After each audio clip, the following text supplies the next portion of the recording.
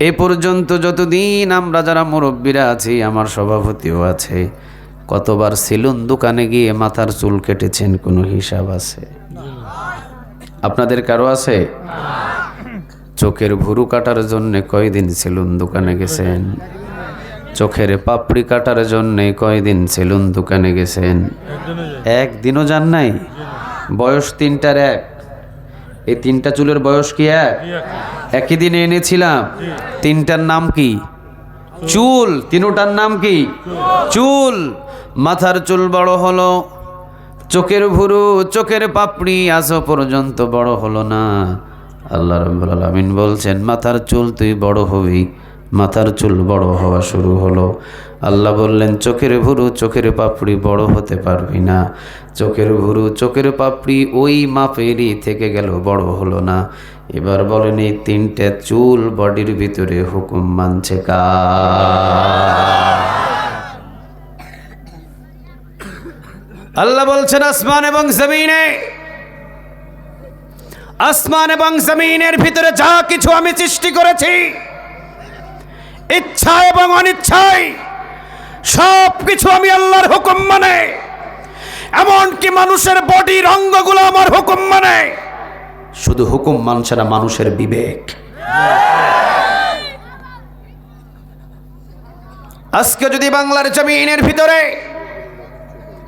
মানুষগুলো আল্লাহ রাব্বুল আলামিনের হুকুম মানত, আল্লাহ রাব্বুল আলামিনের হুকুম যদি বাংলার জমিনে মানত, 17টা বছর নিজ ইচ্ছায় দেশ চালাতো না, কোরআন দিয়ে দেশ চালাতো। আল্লাহ বলছেন ইনিল হুকমু ইল্লা লিল্লাহ, ইনিল হুকমু ইল্লা লিল্লাহ। সৃষ্টি যার আইন চলবে তার, এই জমিন যার আইন চলবে তার। পৃথিবীর কোন ফেরাউন নমরুদের আইন দিয়ে জমিন চলতে পারে না। জমিন চলবে আল্লাহর আইন দিয়ে, ঠিক না বেঠি? এটা তো আমার কথা নয়, এই কথাটা কার? আরো জোরে বলতে হবে কার? আল্লাহ বলছেন ইনিল হুকমু ইল্লা লিল্লাহ। আমি আল্লাহ সৃষ্টি করেছি এই জমিন, আমি আল্লাহর হুকুম মতোই জমিন চলতে হবে, ঠিক না ঠিক?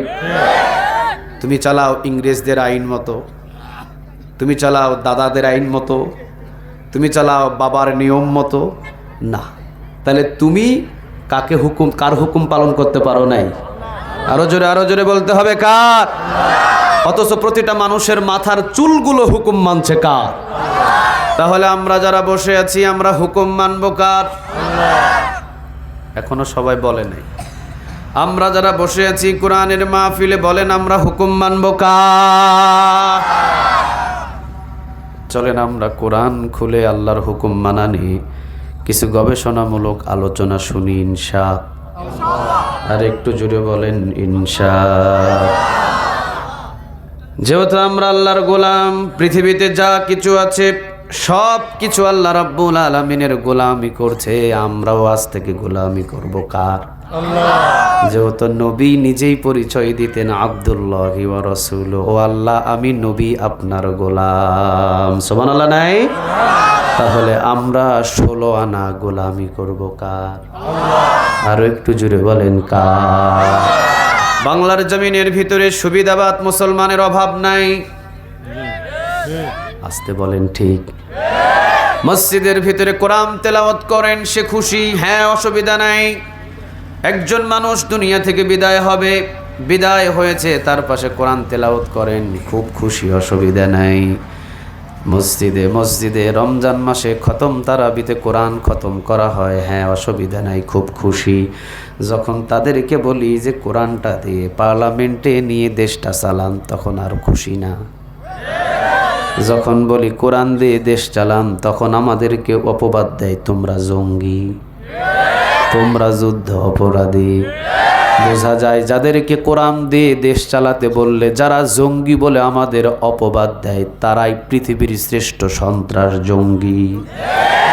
বাংলার জমিনের ভিতরে 17টা বছর আমরা যারা বলেছিলাম কোরআন দিয়ে বাংলার জমিনটা চালাও, যারা বাংলার জমিন কোরআন দিয়ে চালাতে চাই নাই, যারা আমাদেরকে রাজাকার বানিয়েছিলেন, যারা আমাদেরকে জঙ্গি বানিয়েছিলেন, 13টা বছর অন্ধকার রেখে পুশ করে এরপরে বাংলার জমিন থেকে আল্লামা সাঈদীকে যারা বিদায় করে দিয়েছেন, আমরা বুঝি বাংলার জমিন নয়, সারা বিশ্বের ভিতরে তারা নাম্বার 1 সন্ত্রাস জঙ্গি। ঠিক না বেঠিক?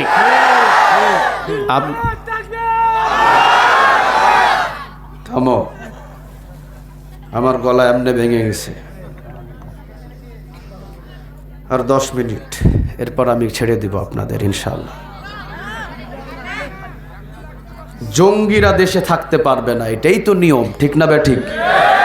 যারা জঙ্গি তারা হয় কারাগারে থাকবে, না হয় ফাঁসি দিয়ে তাদেরকে শেষ করে দেওয়া হবে, অথবা তাদেরকে বন্দি কারাগারে রাখা হবে, যে কোনো শাস্তিতে তাদেরকে রাখা হবে। জঙ্গিরা বাংলাদেশে এখনো আছে। আওয়াজ দিয়ে বলতে হবে, জঙ্গিরা এখনো বাংলাদেশে আছে। প্রকৃতপক্ষে যারা বিশ্বের ভিতরে সন্ত্রাসী ছিল তারাই বাংলার জমিন থেকে পালাতে বাধ্য হয়েছে। আমরা জঙ্গি ছিলাম না, আমরা কোরআনের গোলাম ছিলাম, আল্লাহর গোলাম ছিলাম। ঠিক না বেঠিক? শুধু আমরা এতটুকু বলেছিলাম, কোরআন দিয়ে দেশ চালান, দেশের ভিতরে শান্তি কম হবে না বেশি হবে? আরো জোরে বলেন, কম হবে না বেশি হবে? বেশি হবে। ওনারা আমাদেরকে অপবাদ কি দিল? কি দিল? জঙ্গি, সন্ত্রাস, রাজাকার, খুনি। এই হুঙ্কারটা প্রথম দিয়েছিলেন বাংলাদেশের ভিতরে একজন আলেম, তার নাম আল্লামা দেলওয়ার হোসাইন সাঈদী রাহিমাহুল্লাহ। উনি যখন বললেন বাংলার জমিন 56,000 বর্গ মাইল, এই জমিনের মালিক যেহেতু আল্লাহ, ইনিল হুকমু ইল্লা লিল্লাহ, সৃষ্টি যেহেতু সেই আল্লাহর এই বাংলার জমিন, অতএব এই বাংলার জমিনে কোরআনের রাজ কায়েম করো। কোনো বাবার দেশ নয়, কারো স্বামীর দেশ নয়, কোনো এরশাদের দেশ নয়, কোনো জাসদের দেশ নয়। এই দেশের মালিক যিনি, আইনও চলবে সেই আল্লাহর। ঠিক না বেঠিক? ওনাকে বলে দেওয়া হলো উনি নাকি যুদ্ধ অপরাধী, উনি নাকি রাজাকার, উনি নাকি দেশ বিরোধী, উনি মানুষ খুন করেছে, এই করেছে, সেই করেছে। একের পর এক যখন ওনাকে অপবাদ দেওয়া হলো, তখন উনি 12টা লাইনে 12টা কথা লিখেছিলেন। কয়টা লাইন? কথা বলেন, কয়টা লাইন?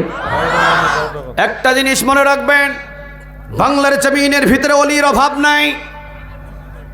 ল্যাংটা হয়ে বসে থাকলেও পীর বাবা হয়ে যায়, বদনা নিয়ে বসে থাকলে বদনা বাবা হয়, জট লাগায়া বসে থাকলে জট বাবা হয়, তালা ঝুলায়া বসে থাকলে তালা বাবা হয়, গাজার কলকি টানলে গাঁজা বাবা হয়। বাংলাদেশে অলির কোনো অভাব? আরো জুড়ে বলেন, অলির কোনো অভাব? মুফাসসিরিনে কেরাম বলছেন, প্রকৃতপক্ষে আল্লাহর অলি হলো তারা যারা ভবিষ্যৎবাণী কিছু আইডিয়া করে, অনুমান করে, কিছু বাংলাদেশ নাই, সারা পৃথিবীর মানুষদেরকে নিয়ে অনুমান করে কিছু কথা বলবে। ভবিষ্যতে যেই কথাগুলো মিলে যাবে বুঝতে হবে তারা সাধারণ মানুষ নয়, তারা এক একটা আল্লাহর ওলি। ঠিক না বেঠিক? বাংলার জমিন আল্লামা সাঈদী রাহিমাহুল্লাহ একজন ওলি ছিলেন। আসতে বললেন ঠিক? অনুমান করে কিছু কথা বলেছেন, বাংলাদেশের প্রেক্ষাপট নিয়ে প্রতিটা কথা ধাপে ধাপে মিলে গেছে। উনি বলেছিলেন, বাংলার জমিনের মানুষদেরকে নিয়ে বেশি নাড়ানাড়ি করো না, বাংলার জমিনের মানুষদেরকে নিয়ে বেশি টানাটানি করো না, বাংলার জমিনের মানুষদের উপরে বেশি জুলুমি করো না। 12 কোটি মানুষ গাছের গোড়া ধরে নাড়া দেবে, আস্তে করে মামু বাড়ি দিল্লি গিয়ে পড়বা। কোথায় গেছে? কথা কন না কেন? আপনাদের বাড়ির পাশেই তো। কোথায় গিয়ে পড়ছে? কথা কি মিথ্যা বলেছিল? আরেকটা অনুমান করে আরেক লাইনে উনি আরেকটা কথা বলেছিলেন, বাংলাদেশের জনগণ, আমি বুঝতে পারছি এই বাংলার জমিনের ভিতরে এমন একটা পরিস্থিতি দাঁড়াবে, আজকে বাংলার জমিনের ভিতরে যারা ক্ষমতায় বসে আছেন এরা পুলিশদেরকে নিয়ে সাধারণ জনগণের উপরে এমন ভাবে জুলুমি চালিয়ে যাচ্ছে, এমন একটা পরিস্থিতি আসবে এই পুলিশই ধরে ধরে আওয়ামী লীগদের পাছায় পিটাবে। এটা কি অবাস্তব? কথা বলেন, অবাস্তব? উনি এমন কথা বলেছেন কোনোটাই প্রায় মিথ্যা হয় নাই। পলকরে পাছায় পিটাইতেছে কারা? বলতে পারে না। কারা পিটাচ্ছে? আওয়ামী লীগদের ধরে ধরে এখন পিটাচ্ছে কারা? পুলিশ। উনি বলেছিলেন বাংলার জমিনে বেশি অহংকার করো না ক্ষমতার, এমন একটা সময় আসবে ইন্দুরের গর্ত পালানোর খুঁজে পাবে না। নেতাগুলো কি দিনে পালায় না রাতে পালায়? ওরা কোন দিক দিয়ে পালাইছে আপনারা কি জানেন? কোন রাস্তা দিয়ে পালাইছে আমরা কেউ জানি? কেমনে গেল সেটাও আমরা জানি। দেশে আছে না বিদেশে গেছে সেটাও আমরা জানি। কোথায় আওয়ামী লীগ? কোথায় কাদের কাকা? কোথায় গেল ওই জালেমের গরম গরম কথা? আছে কাদের কাকা? কোথায় আছে কে বলতে পারেন আপনারা? বলেন দেখি। হ্যাঁ বলতে পারবেন কেউ? কোথায় আওয়ামী লীগ? কোথায় কাদের কাকা? কোথায় গেল ওই জালেমের গরম গরম কথা? খেলা হবে, খেলা হবে, খেলা হবে বইলা কাকা গেল পালাইয়া। সৈরাচার পালাইছে হে দেশটা ছাড়িয়া, হাসিনা পালাইছে হে দেশটা ছাড়িয়া। ছোট মানুষ ভয় পাবে, অসুবিধা নাই। মানুষ বড় যারা তারা ভয় পায় না, ছোট মানুষ ভয় পায়। বাঘ দেখে ছোট মানুষ ভয় পায়, সিংহ দেখে ছোট মানুষ ভয় পায়। কিন্তু বড় মানুষ যখন ভয়ে দেশ ছেড়ে পালায়, বুঝতে হবে সে সাধারণ মানুষ ছিল না, সে ছিল জমিনের ভিতরে বড় জালিম। ঠিক না বেঠিক? পানিতে পড়ে পানিতে ডুবে ছোট মানুষ মরে না বড় মানুষ মরে? কথা বলেন। ছোট মানুষ পানিতে ডুবে মারা যায় নাকি বড় মানুষ মারা যায়? বড় মানুষ কয় দুইটাই। আমি সাঁতার জানি, আমি কেন মরবো? কথা কন না। আমি সাঁতার জানি, আমার মরার কোনো যুক্তি আছে? যে সাঁতার জানে না সে মরবে পানিতে ডুবে। আল্লাহ রাব্বুল আলামিন বললেন ফেরাউন এমন জুলুমি করেছে জমিনের উপরে, ছোট মানুষের মতো আমি সুবায়া সুবায়া মারছি। নাকের ভিতর দিয়ে ছোট মানুষের মশা ঢুকতে পারে, নাকের ভিতর দিয়ে ছোট মানুষের পিঁপড়া ঢুকতে পারে, স্বাভাবিক। ঠিক না বেঠিক? বুড়া বেড়ার নাকে দিয়া মশা ঢুকে মগজে কামড়াবে, এটা কি যেমন তেমন কথা? আল্লাহ বললেন জুলুমই বেশি করেছে, এই জন্য ল্যাংড়া মশা দিয়ে ফেরাউন নমরুদের নাকের ভিতরে ঢুকায়া জোতা পিটা করে আমি তারে বিদায় করেছি। ছোট মানুষ ভয় পাবে। যেমন বাবার বয়স 50, ছেলের বয়স 40 অথবা ছেলের বয়স 30 বছর বয়সে কিন্তু ওই ছেলে বাবাকে মোটামুটি তেমন আর ভয় পায়? কথা বলেন, ভয় পায়? আল্লাহ রাব্বুল আলামিন বললেন ছোট মানুষকে ধমক দিলে বাবা ছোট মানুষটা বড় ভয় পায়, ওই ছেলেটা বড় হয়ে গেলে তেমন আর ভয় পায় না। বাংলাদেশে যারা পালিয়ে গেছে বুঝতে হবে ছোট মানুষ ছিলেন, জ্ঞানের দিক দিয়ে ছোট কিন্তু জালিমের দিক দিয়ে বড়। ঠিক না বেঠিক? পালিয়ে গেলেন বাংলার জমিন ছেড়ে দিয়ে, কোথায় যে হারিয়ে গেলেন, কোথায় চলে গেলেন। আল্লাহ রাব্বুল আলামিন সেই কথাটাই বলছেন, বান্দারে ইনিল হুকমু ইল্লা লিল্লাহ, সৃষ্টি যার আইন চলবে তার। আমি আল্লাহর জমিনে যদি তোমার বাবার আইন বাস্তবায়ন করতে চাও ফেরাউন নমরুদের মতো হালত হবে, এটা কোনো সন্দেহ না। বাংলাদেশের জনগণ চেয়েছিল পদত্যাগ, আল্লাহ বললেন না, তোরা চাইতেও জানিস না। আমরা কি চাইতে জানি? কথা বলেন, আমরা কি চাইতে জানি? না, তোরা চাইতেও জানিস না। তোদের চাওয়াটা এটা কেমন চাওয়া হলো? তোরা চাইলি পদত্যাগ, আর আমি আল্লাহর ধারণা হলো দেশ ত্যাগ। কথা বুঝতে পারতেছে না নাকি? আমি কিছু বুঝি না। এই মানুষগুলো ঘুমায় কেন? এই যে পিছনে গুলা, এগুলা কি জাগন না মৃত? হ্যাঁ, নাকি এগুলো সব ওই লীগ বসে রয়েছে, জানি সাকা লীগ? হ্যাঁ, লীগ নাই, লীগগুলো এখন বিএনপি হয়ে গেছে, লীগগুলো এখন জামাত হয়ে গেছে। এদের চরিত্রই তো মুনাফিক। বৃষ্টি যেই দিকে ছাতা ওই দিকে। জীবন বাঁচানোর জন্য এখন হয়ে গেছে হয় বিএনপি অথবা এখন হয়ে গেছে জামাত, আবার যদি চট করে ঢুকে পড়ে আবার আওয়ামী লীগ। এদের চরিত্রটাই খারাপ, গড়ালু। তাহলে বলেন বাংলাদেশের মানুষ চাইতে জানে নাই? বাংলাদেশের মানুষ চাইলেন পদত্যাগ, আল্লাহ রাব্বুল আলামিন বললেন না, পদত্যাগ তোদের চাওয়াটা ঠিক হয় না। আমি আল্লাহর ডিসিশন, 17টা বছর যেইভাবে নির্যাতন করেছে, আমি আল্লাহর ডিসিশন নিয়েছি এটাকে দেশ ত্যাগ। ঠিক না বেঠিক? ডিসিশনটা আমাদের ছিল না, ছিল একজনের। তিনি কে? আল্লাহ জন্য বলছেন কুলিল্লাহুম্মা মালিকাল মুলকি তুতিল মুলকা মা তাশা ওয়া তানজিউল মুলকা মিম্মা তাশা ওয়া তুইজ্জু মা তাশা ওয়া তুযিল্লু মা তাশাউ বিয়াদিকাল খায়র ইন্নাকা আলা কুল্লি শাইইন কাদির।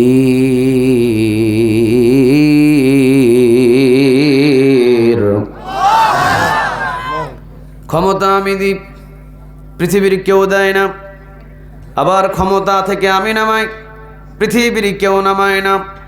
ফেরাউনকে আমি নামিয়েছি, নমরুদকে আমি নামিয়েছি। 17 বছর থাকার পরে আমি এমন ভয় ঢোকায়া দিলাম, কোনো সৈন্যবাহিনী পাঠাই নাই, শুধু ভিতরে একটু ভয় দিয়েছি। 18 রকমের দুপুরের রান্না নিজ হাতে করে না খায়া পালাইছে। এই ভয় পৃথিবীর কেউ দেয় নাই, এই ভয়টা ভিতরে ঢুকাইয়া দিছিলেন তিনি কে? ওই আল্লাহ কি এখন আর নাই? এই রাজশাহীবাসী আপনারা বলেন, ওই আল্লাহ কি এখন আর নাই? আল্লাহ বলছেন 313 জন যদি এখনো বদরের প্রান্তরের মতো বাংলার জমিনে যুবক দাঁড়িয়ে যায়, 313 জনের সাথে আরেকজনের রহমতের হাত আছে, হাতটা কার? তাহলে আমরা বাংলার জমিন থেকে আমরা চেষ্টা করব, যতদিন কোরআনের রাজ কায়েম না হবে, যতদিন ইনিল হুকমু ইল্লা লিল্লাহ, এই জমিনে আল্লাহর দিন কায়েম না হবে, আমার সৈন্য যদি বাহিনী 1000 হয়, তারপরেও আমি আল্লাহর দিকে তাকিয়ে সামনে এগিয়ে যাব ইনশাআল্লাহ। আরো জোরে বলেন ইনশাআল্লাহ। কারণ এই জমিনে আইনটা চালাতে হবে কার? সেই কোরআন থেকে চলেন আমরা কথা বলা শুরু করি। যত জালিম দুনিয়াতে জন্ম নেবেন কেউ টিকতে পারবে না, জালিমরা সারা জীবনই পালায়, আর যারা হকের পথে থাকে তাদেরকে টিকিয়ে রাখেন তিনি কে? আমরা বাংলাদেশে এখনো আছি না নাই? আর একটু জুড়ে বলেন আছি না নাই? তাহলে যেহেতু আমরা আছি, বুঝতে হবে আমরাই প্রকৃত হকের দল। ঠিক না বেঠিক? যারা জুলুম করেছিলেন তাদেরকে পালানোর রাস্তা দেখাইয়া দিছেন তিনি কে? বুঝে নিলাম আমরা হকের দল, হকের দলের পথে আছি। চলেন, কোরআন হলো জান্নাতের সঠিক পথ। কোরআন ছাড়া জান্নাতের সঠিক কোনো কিতাব খুঁজে পাওয়া যাবে? কথা বলেন, জান্নাতের পথের নাম কি? আর একটু জোরে বলেন। সূরা ইব্রাহিমের 1 নাম্বার আয়াত খুলে দেখবেন বাড়িতে গিয়ে, কিতাবুন আনজালনাহু ইলাইকা লিতুখরিজান নাস মিনায-যুলুমাতি ইলান নূর।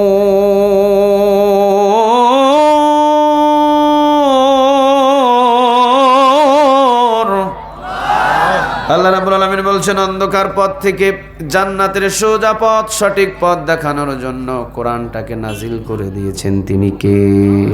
আরো জোরে বলেন তিনি কে? আজকে কোরআনের সূরা আন-নাহলের 90 নম্বর আয়াত থেকে একটু কথা বলবো ইনশাআল্লাহ। আপনারা কি বসবেন না চলে যাবেন? বসবেন না চলে যাবেন? লিল্লাহে তাকবীর, লিল্লাহে তাকবীর, লিল্লাহে তাকবীর। আল্লাহ রাব্বুল আলামিন বলছেন সূরা আন-নাহলের 90 নম্বর আয়াতে, ইন্নাল্লাহা ইয়া'মুরু বিল আদলি ওয়াল ইহসান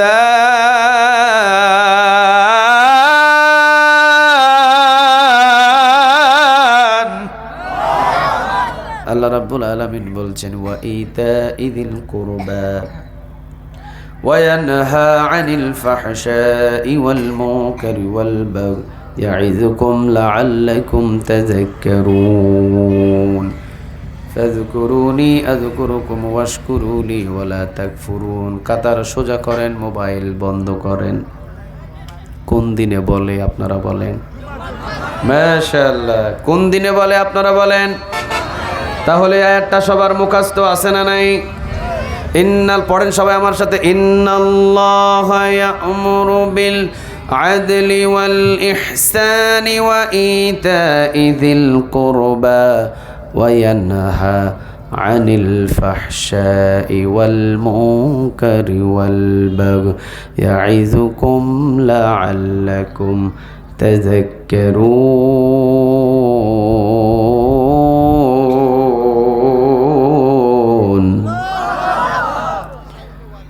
প্রত্যেকের মুখস্থ আছে আয়াত, কিন্তু প্রত্যেকেই তাফসীর হয়তোবা মোটামুটি আয়াতের শোনেন নাই, কারণ এ পর্যন্ত 17টা বছর কোনো ইমাম এই আয়াতের, কোনো খতিব সাহেব এই আয়াতের তাফসীর আপনাদের সামনে বলতে পারছে কিনা জানি না। কারণ এই আয়াতের তাফসীর যদি কোনো খতিব সাহেব জুমার মসজিদে করে, ওই দিনই তার চাকরি থাকবে। আরো জোরে বলেন, থাকবে না। এই জন্য ইমাম সাহেব শুধু জুমার নামাজের খুতবায় পড়ে দিয়ে হক আদায় করে, কিন্তু আলোচনা করে। কিন্তু আমার আলোচনা করার সুযোগ আছে না নাই? আমার চাকরি খাওয়ার আপনাদের কি সেই ক্ষমতা আছে? তাহলে আমি করতে পারবো, কোনো অসুবিধা? আরো জোরে বলেন, কোনো অসুবিধা? সূরা আন-নাহাল, নাহাল অর্থ কি? মৌমাছি। নাহাল অর্থ কি? কথা বলেন, কি মাছি? মৌমাছি। নাহালাত মৌমাছি। আল্লাহ রাব্বুল আলামিন বলেন, বান্দারে, পৃথিবীতে অনেক প্রাণী আছে, অনেক ডানে বামে ছাগল আছে, হাঁস আছে, মুরগি আছে, যেগুলো খাওয়া হালাল। এগুলোর নামে আমি আল্লাহ রাব্বুল আলামিন কোনো একটা সূরা নাজিল করলাম না। মৌমাছির নামে কেন আমি সূরা নাজিল করলাম? একটু গবেষণা করো, তাহলে বুঝে ফেলবা। সুবহানাল্লাহ নাই? গবেষণা করে দেখা গেল মৌমাছিকে 5টা গুণ দিয়েছেন একজন, তিনি কে? নাম্বার 1 গুণ হলো মৌমাছির 50,000 মৌমাছি যদি একটা চাকের ভিতরে থাকে, এই মৌমাছির একটা নেতা আছে, সেই নেতাটা হলো রানী।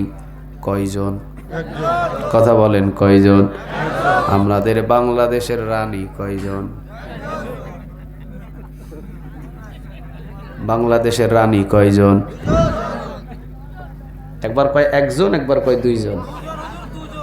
বাংলাদেশের রানী কয়জন? কয়জন? 20। দুইটারই একই রকম, ঠিক না বেঠিক? একই রকম 20। এটারে মনে করেন না যে হেইডার 20 একরকম, হেইডার 20 একরকম না।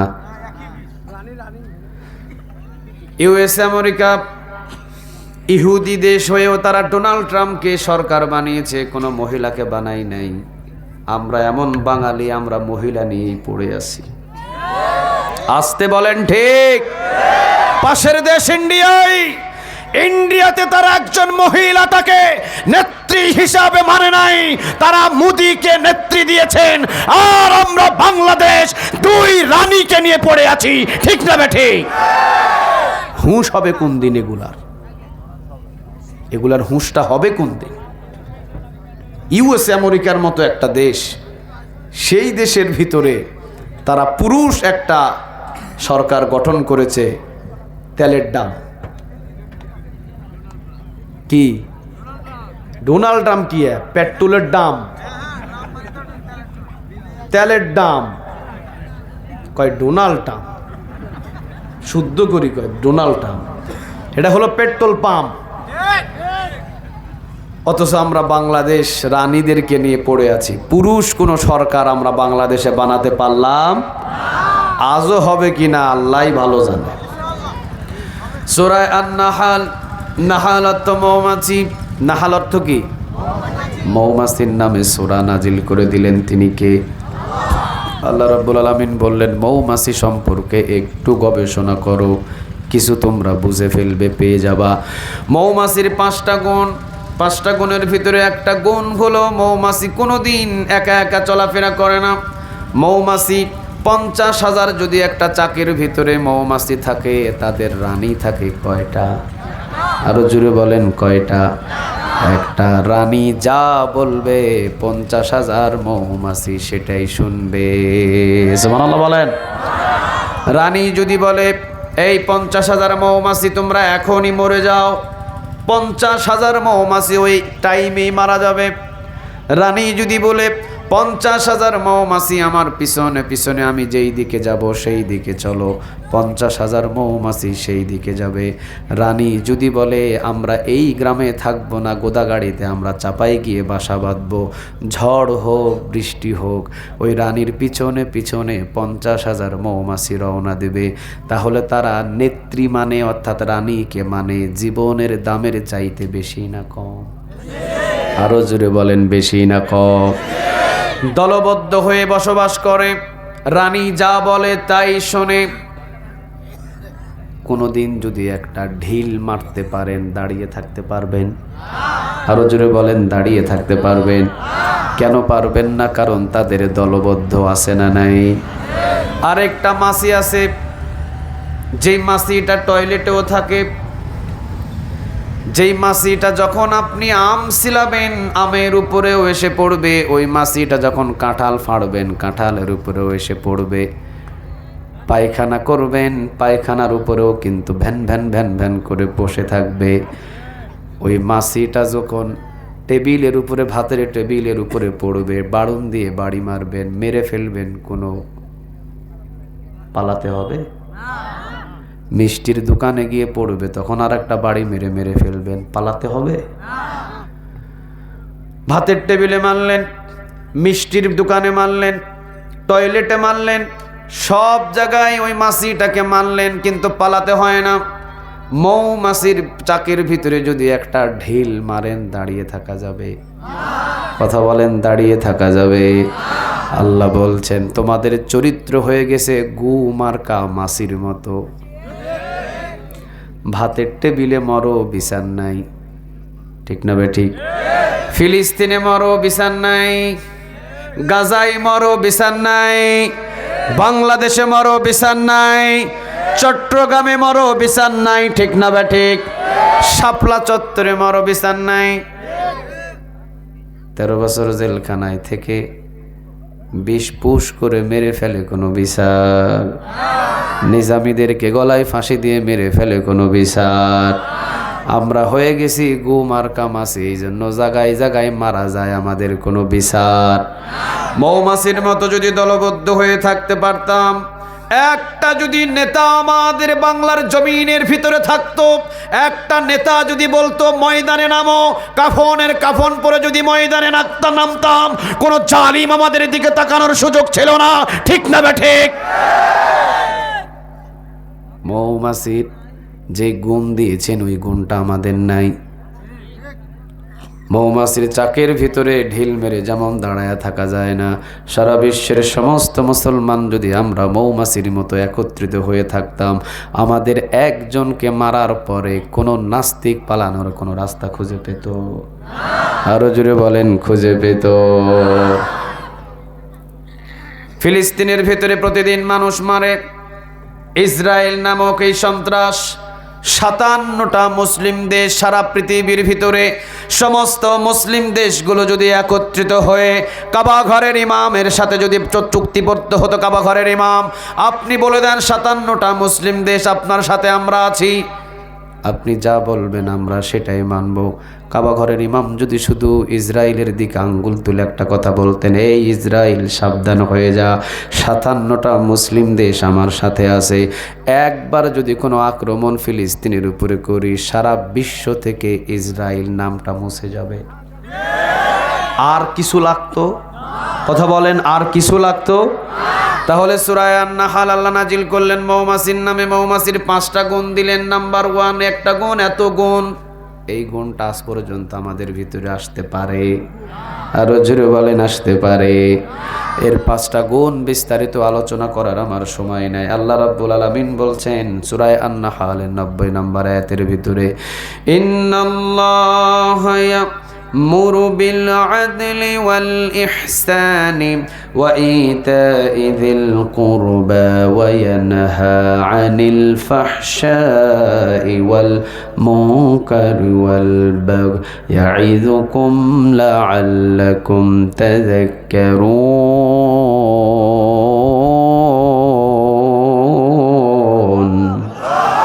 আল্লাহ রাব্বুল আলামিন বলছেন, ইন্না মানে নিশ্চয়ই, আল্লাহ মানে আল্লাহ, ইয়া'মুরু আদেশ দিচ্ছেন, বিল আদল ইনসাফ ওয়ালা হয়ে যাও, ওয়াল ইহসান ইহসান ওয়ালা হয়ে যাও, ওয়া ইতা'i যিল কুরবা আত্মীয় স্বজনদের হক প্রদান করে দাও। হুকুম দিলেন কয়টা? তিনটা হুকুম দিলেন কয়টা? ধরার জন্যে আল্লাহ বললেন কয়টা? ওয়ায়ানহা নিষেধ করছেন, আনিল ফাহশা অশ্লীলতা করো না, ওয়াল মুনকার মন্দ কাজ করো না, ওয়াল বাগ জুলুম করো না। যদি 3টা ধরো এবং যদি 3টা ছেড়ে দাও, ইয়াইযুকুম লাআল্লাকুম তাযাক্কারুন, এই জমিনের ভিতরে তোমাদের সব চাইতে দামি মানুষ হিসাবে দামি মানুষে রূপান্তরিত করবেন তিনি কে? ধরতে বলেছেন কয়টা? 3টা। কথা বলেন, ধরতে বলেছেন কয়টা? 3টা। ছাড়তে বলেছেন কয়টা? 3টা। 3টা যদি ধরতে পারি, 3টা যদি ছাড়তে পারি, ইয়াইযুকুম লাআল্লাকুম তাযাক্কারুন, এই জমিনের উপরে আমাদেরকে সবচেয়ে দামি মানুষ করে তৈরি করবেন তিনি কে? আরো জোরে বলেন, তিনি কে? ইয়াইযুকুম লাআল্লাকুম তাযাক্কারুন। এর মুফাসসিরিনে কিরাম ব্যাখ্যায় বলছেন, কিয়ামতের ময়দানে আল্লাহ তাকে ডান হাতে আমলনামা দেবে। সুবহানাল্লাহ বলবেন না? যদি কেউ জমিনে 3টা ধরে আর 3টা ছাড়ে, ডান হাতে আমলনামা দিবেন তিনি কে? প্রথম নাম্বার কি বললেন? ইন্না নিশ্চয়ই আল্লাহ, আল্লাহ ইয়া'মুরু আদেশ দিচ্ছেন, বিল আদল ইনসাফ ওয়ালা হয়ে যাও। কি হয়ে যাও? আরো জোরে বলেন, কি হয়ে যাও? এই একটা নিয়ে আমরা অল্প সময় একটু কথা বলবো বিল আদল মানে ইনসাফ ওয়ালা হয়ে যাও। ইনসাফ জমিনের ভিতরে নাই। যদি ইনসাফই থাকতো তাহলে এক্ষুনি জেলখানার ভিতরে পড়ে থাকতো, আর বড় বড় আলেমদেরকে মুক্ত বাতাসে ছেড়ে দেওয়া হতো। ঠিক না বে ঠিক? কিন্তু বাংলাদেশের ইনসাফ ছিল এমন, সমস্ত আলেম ওলামাদের কোমরে রশি লাগিয়ে টেনে টেনে জেলখানার ভিতরে ভরছে, আর খুনি ডাকাত একজনকে বুক ফুলাইয়া সমাজে ঘোরার জন্য অনুমতি দিছে। ইনসাফ কি ছিল? আরো জোরে বলেন, জমিনের ভিতরে কি ইনসাফ ছিল? আপনি কোরআনের পক্ষে কথা বলেছেন, আপনি হয়ে গেছেন জঙ্গি। ঠিক না বা ঠিক? আর উনি ওনার বাবার জন্য যদি কোনো মূর্তি বানায়, উনি হয়ে গেছে স্বর্ণ পদক একজন নেতা। কথা কন না কেন? বাবার জন্য যদি ভাস্কর্য বানায় দিতে পারেন, তাহলে উনি হয়ে গেছেন স্বর্ণ পদক একজন নেতা। আর যদি কোরআনের হক কথাগুলো তার সামনে তুলে ধরেছেন, আপনি হয়ে গেছেন জঙ্গি। কথা কন না কেন আপনারা? তাহলে বিল আদল মানে ইনসাফ ছিল না বাংলার জমিনের ভিতরে, কোনো জায়গায় ইনসাফ নাই। ওমর রাদিয়াল্লাহু তাআলা আনহুর ভিতরে ইনসাফ কম ছিল না বেশি ছিল? আরো জোরে বলেন, কম না বেশি? কেমন রাষ্ট্র পরিচালনা করতে গিয়ে ইনসাফ করেছেন দেখেন। ওমর রাদিয়াল্লাহু তাআলা আনহু তিনি রাতের বেলা চারাক বাতি একটা জ্বালিয়ে রেখে, এই যুবকরা একটা হাঁটে কেন? এই বসো না তোমরা।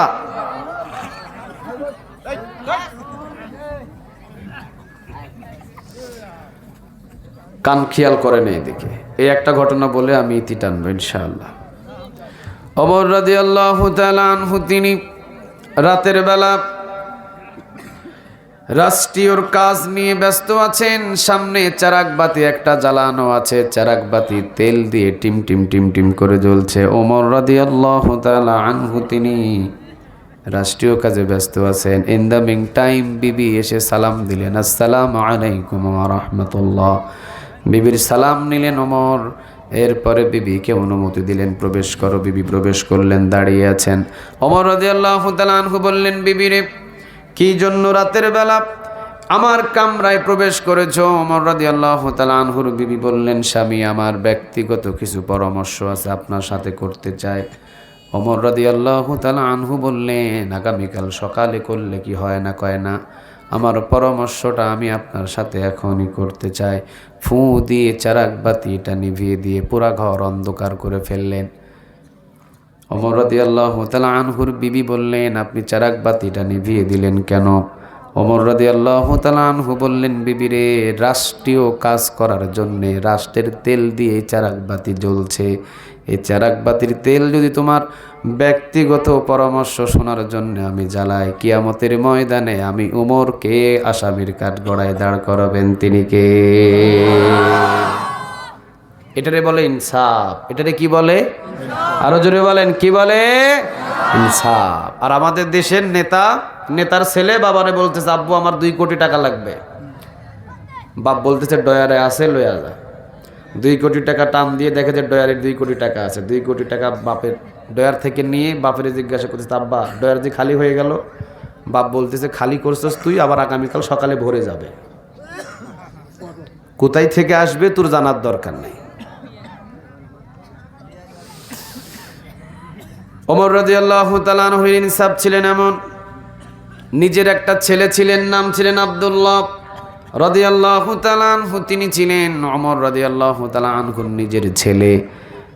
3 মাস আগে একটা উট কিনেছিলেন। উটটা লালন পালন করলেন মরুভূমির ভিতরে। কোরবানের বাজারে উট বিক্রি করার জন্য ওমর রাদিয়াল্লাহু তাআলা আনহুর ছেলে নিয়ে এসেছেন। কোরবানের বাজারে এনে দাঁড়িয়ে আছেন। ওমর রাদিয়াল্লাহু তাআলা আনহু কোরবানের বাজারে চলে এসেছেন।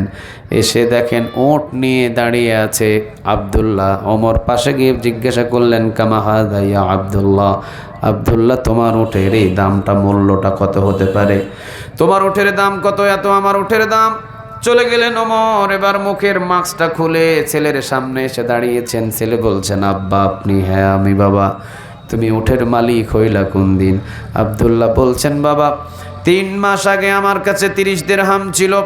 আমি আমার মায়ের কাছ থেকে 30 দিরহাম নিলাম। 60 দিরহাম যোগ করে আমি একটা শুকনা, একবারে খড়খড়ি একটা শুকনা উট কিনেছি। 3 মাস আগে তুমি উট কিনেছো, অথচ আমি বাবা হয়ে জানি না। সুবহানাল্লাহ বলবেন না? আমি বাবা হয়ে জানি না তুমি 3 মাস আগে উট কিনেছো। যাক, তেমন গুরুত্ব দিলেন না। ওমর বললেন, উট যখন কিনেছো, উট কোন জায়গায় লালন পালন করছো? বাবা তোমার তো উটের কোনো খামার নাই। নিজের ছেলে, অর্ধ পৃথিবীর খলিফা যিনি ওমর, ওনার ছেলে একটা উট লালন পালন করছেন, কোনো খামার নাই, অথচ ওইটার জন্য কত প্রশ্ন করছেন ওমর। সুবহানাল্লাহ নাই? আমরা যদি একজন এমপি হই, এমপির ছেলেও এমপি, কথা কন না কেন? এমপির মেয়েও এমপি, এমপির বউ এমপি, এমপির নাতিও এমপি, এমপির নাতিন জামাইও এমপি, এমপির নাতিন জামাইয়ের পুতিও এমপি, আর 14 গোষ্ঠী সব এমপি। অথচ ওমর রাদিয়াল্লাহু তাআলা আনহু নিজের ছেলে একটা উটের মালিক। বারবার জিজ্ঞাসা করছেন, বাবা আব্দুল্লাহ তুমি তো উট লালন পালন করেছো, ভালো কথা, কিন্তু বাবারে তোমার তো উটের কোনো খামার নাই, কোন জায়গায় তুমি উট লালন পালন করলা? আব্দুল্লাহ বলছেন, আব্বা আপনি রাষ্ট্র পরিচালনা করার জন্য যেই মসজিদে নববীতে আপনি বসেন, এই মসজিদে নববীর পিছনে যে কিছু খালি জমিন পড়ে আছে, খেজুরের বাগান, ওই বাগানে আমি উটটাকে 3 মাস বেঁধে রেখেছিলাম। শুধু উটটাকে তো বাঁধলেই হবে না বাবা, এই উটটাকে তুমি খাওয়াইছো কি? দেখছেন প্রশ্ন? তুমি তোমার উটটাকে খাওয়াইছো কি? এটা তো সেই ওমর। নবী নিজেই বলতেন, আমার একজন সাহাবী তিনি হলেন নরম, আরেকজন আছেন তিনি হলেন গরম। আরহাম উম্মতি বি উম্মতি আবু বকর ওয়া আশাদ্দুহুম ফি আমরিল্লাহি ওমর। আমার নরম মানের সাহাবী হলেন আবু বকর, আর গরম মানের সাহাবীর নাম কি? নবী বলতেন, আমার গরম মানের সাহাবী হলেন ওমর। যেই ওমর রে শয়তান যদি একবার দেখে, শয়তান রাস্তা পরিবর্তন করে অন্য রাস্তায় যায়। সুবহানাল্লাহ বলবেন না? এমন গরম মানুষ পৃথিবীর ভিতরে 2-4 জন থাকার দরকার আছে না নাই?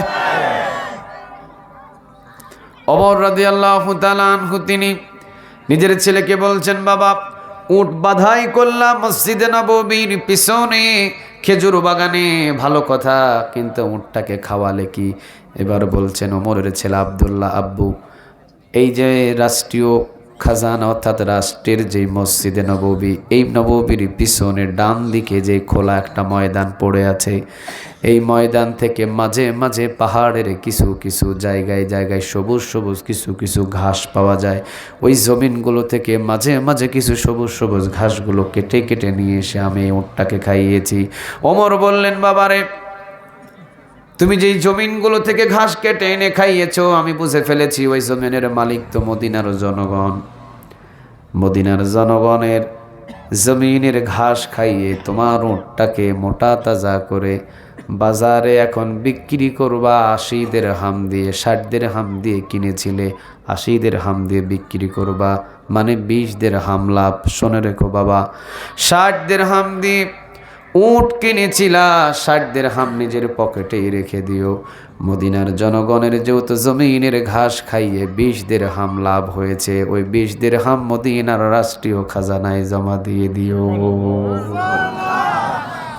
কারে বলে বিল আদল, কারে বলে ইনসাফওয়ালা নেতা? সুবহানাল্লাহ বলবেন না? এমন নেতা যদি আমাদের বাংলার জমিনের ঘরে ঘরে থাকতো, বাংলার জমিনটা মিনি জান্নাতের বাগান হয়ে যেত, ঠিক না ব্যাটিক? কিন্তু নেতা নিজে বাড়ি বানিয়েছে কানাডায়, নেতার বইয়ের বাড়ি আর একটা কানাডায়, নেতার ছেলের বাড়ি সিঙ্গাপুর।